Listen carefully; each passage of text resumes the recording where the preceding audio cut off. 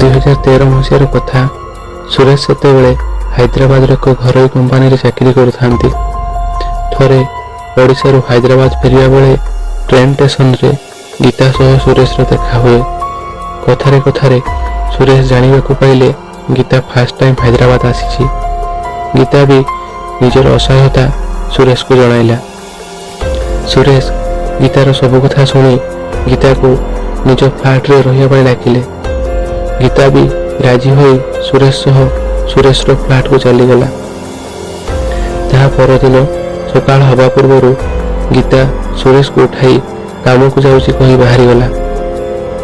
ସୁରେଶ ବିଛଣାରୁ ଉଠିଲା। ତା ଦେହ ଟିକେ ଦୁର୍ବଳ ଲାଗୁଥାଏ। ଭାବିଲା ଏତେ ଦୂର ଟ୍ରେନରେ ଯାତ୍ରା କରି ତାକୁ ହାଲିଆ ଲାଗୁଛି। ସୁରେଶ ରୋଷେଇ ଘରକୁ ଯାଇ ଦେଖିଲା ରୋଷେଇ ସରିଯାଇଛି। ଭାବିଲା ଗୀତା ରୋଷେଇ କରି ଯାଇଛି।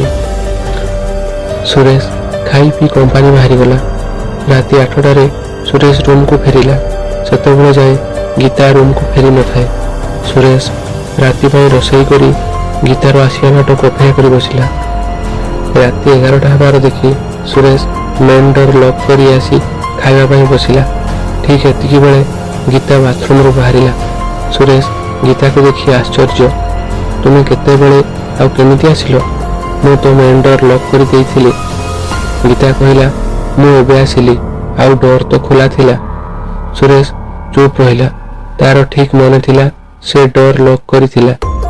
ସୁରେଶ ଆଉ ଗୀତା ଖାଇବା ଖାଇ ନିଜ ନିଜ ରୁମକୁ ଶୋଇବା ପାଇଁ ଗଲେ। ରାତି 2ଟା। ସୁରେଶକୁ ଲାଗିଲା ତା ଉପରେ କିଏ ବସିଛି ଆଉ ତା ଶରୀରରୁ ସମସ୍ତ ଶକ୍ତି ଶୋଷି ନେଉଛି। ହଠାତ୍ ତାର ନିଦ ଭାଙ୍ଗିଗଲା। ଅନ୍ଧାର ରୁମରେ ତା ବେଡ୍ ପାଖରେ କିଏ ଛିଡ଼ା ହୋଇଛି ପରି ଲାଗିଲା। ସେ ଉଠିବାକୁ ଚେଷ୍ଟା କଲା, କିନ୍ତୁ ତା ଦେହରେ ଉଠିବା ପାଇଁ ଶକ୍ତି ହିଁ ନଥିଲା। କଷ୍ଟେ ମଷ୍ଟେ ସେ ଲାଇଟ୍ ଅନ୍ କଲା, ହେଲେ ସେଠାରେ କେହି ନଥିଲେ। ସେ ଉଠି ଗୀତା ରୁମରେ ଦେଖିଲା। ଗୀତା ରୁମରେ ନଥିଲା। ବାହାରକୁ ଆସି ଦେଖିଲା ଗୀତା ରୋଷେଇ ରୁମ୍ ପାଖରେ ଛିଡ଼ା ହୋଇଛି। ସୁରେଶ ଲୁଚି ଲୁଚି ଗୀତାକୁ ଦେଖିଲା। ଗୀତା ବୋତଲରୁ ପାଣି ଗ୍ଲାସରେ ପାଣି ଢାଳିଲା। ମାତ୍ର ଗ୍ଲାସରେ ପାଣି ବଦଳରେ ଭର୍ତ୍ତି ହେଉଥିଲା ରକ୍ତ।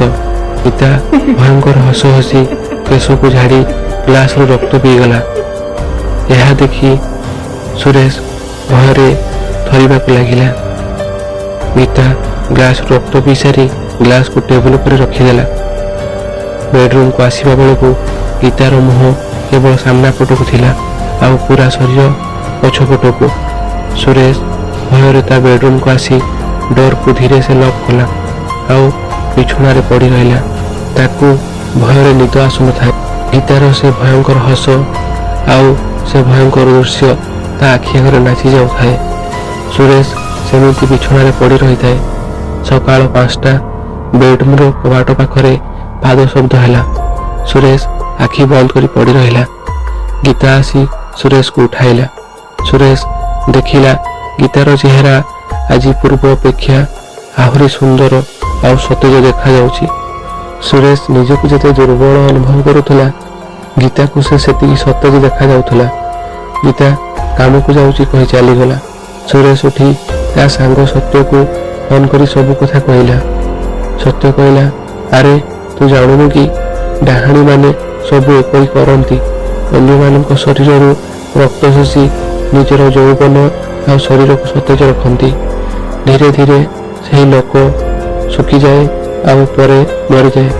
ଏହା ଶୁଣିବା ପରେ ସୁରେଶ ଆଖି ଆଗରେ ସବୁ ଦୃଶ୍ୟର ପୁନରାବୃତ୍ତି ହୋଇଗଲା। ସୁରେଶ ସେହି ମୁହୂର୍ତ୍ତରେ ସବୁ ଜିନିଷପତ୍ର ନେଇ ସବୁଦିନ ପାଇଁ ହାଇଦ୍ରାବାଦ ଛାଡ଼ି ଓଡ଼ିଶା ଚାଲି ଆସିଲା। ଆଜି ବି ସୁରେଶର ସେହି ରାତି କଥା ଭାବିଲେ ରାତିରେ ନିଦ ହୁଏନି।